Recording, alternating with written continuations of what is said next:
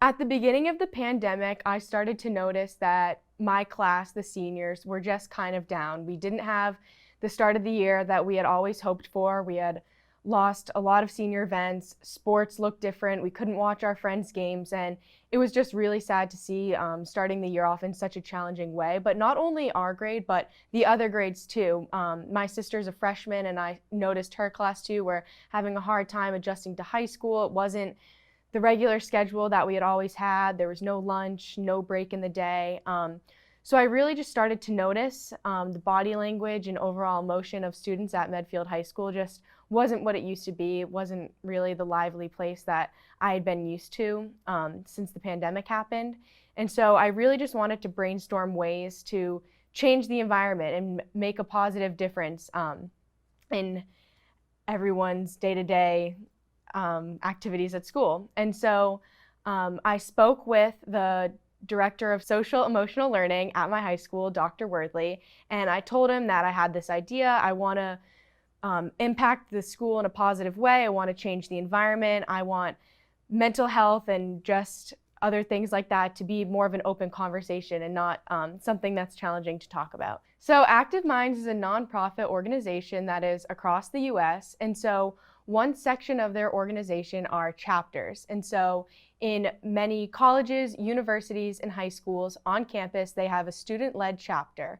And these chapters talk about mental health, they educate the members of the chapter, and they come up with ideas of how to fight the stigma and spread awareness. And so I implemented a chapter at Medfield High School, and I hope it continues on after I graduate this year. So I connected with a junior, Catherine Waters, who has helped me begin this chapter. And so we met with a representative from the Active Minds organization, and we also connected with another nonprofit organization, the Kyle Cares Foundation. And so they provided us with the necessary funds needed to connect with Active Minds and begin the chapter, and they have also helped us connect with other of their partners to reach out to start the chapter at Medfield High School.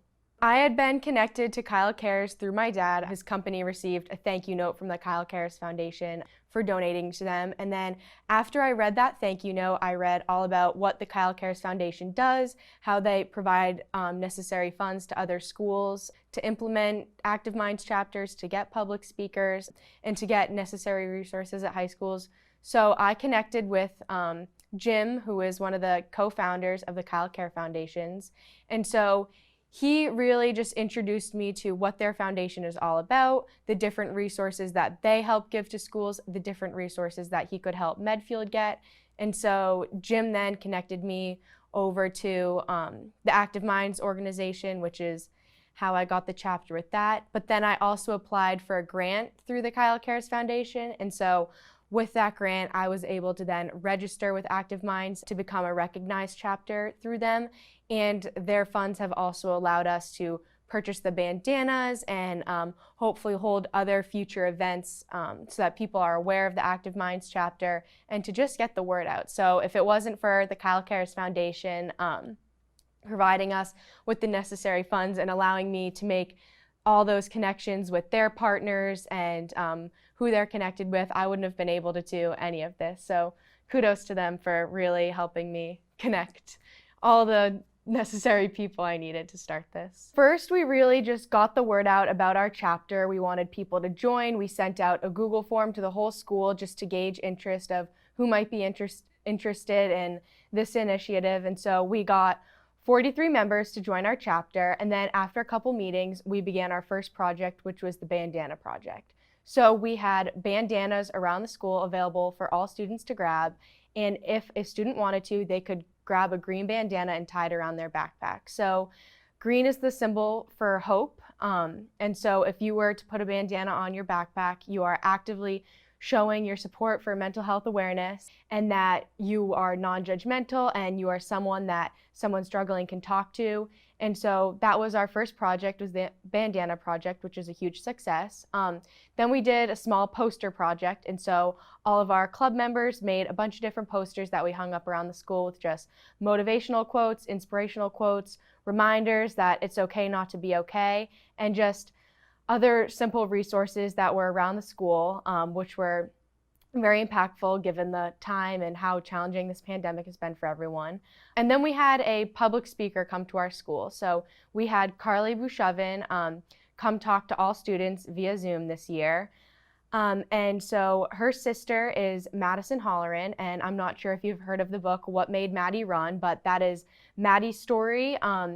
She lost her battle to depression and unfortunately died of suicide. And so her sister came and talked about signals and signs and warnings and how academic pressures, pressures from sports teams. Madison was an Ivy League student at UPenn, and just how different roles impacted her life in different ways. So it was awesome to have Carly come talk to our school.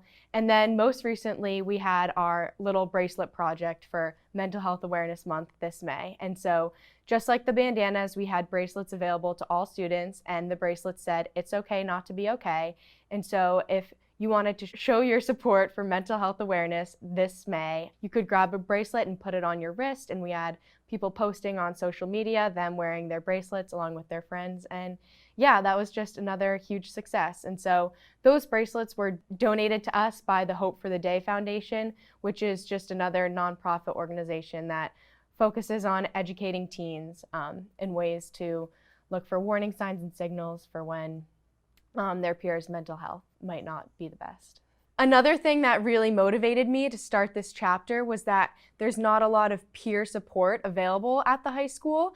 There's a lot of great guidance counselors, a lot of great teachers who have formed great relationships with, but there was no group of students who someone else could turn to for support or could join in supporting others. So I really just wanted to start a peer approach so that if a student didn't necessarily feel comfortable going to an adult, they could come to our chapter, they could talk to students in our chapter, and they could become well educated on resources that they need if they're struggling or if they know that a friend is struggling, and just how to approach, how to be a supportive peer. And yeah, just really having an available peer approach has also motivated me to start the chapter. One of the biggest things that I've seen people change from what we've done is just talk about it. Like when I started the bandana project, everyone was talking about it, talking about mental health.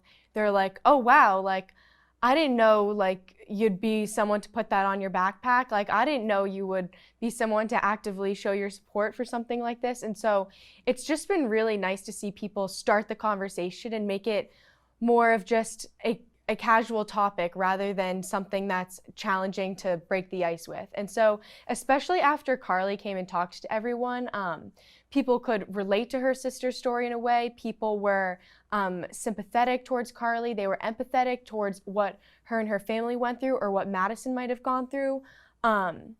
Yeah, and especially being a senior and hearing Madison's story be really just about her transition to college, it was really eye-opening to hear like the different things that happened along the way, and that not everything is perfect. There are going to be challenges, and that there is help if you are challenged. So yeah, really just hearing people talk about mental health, talk about ways to make it a better conversation, talk about how it's okay to be struggling and that there are available resources has just been one of the most impactful things that I've seen since starting it. One of the main factors in implementing the chapter originally was I needed to select an underclassman who I believed would be able to carry this on after I graduate and keep up the momentum from what I've started.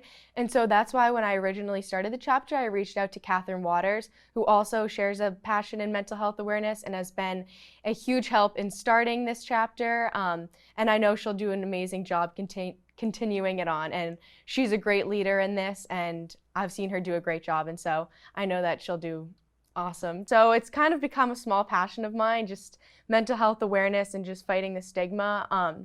Many students and other people have reached out to me saying like, "Thank you for starting this. I'm so glad that mental health is a more common conversation. I'm so glad to see my peers supporting such a great cause. I'm so glad there's an opportunity to support the cause and fight the stigma."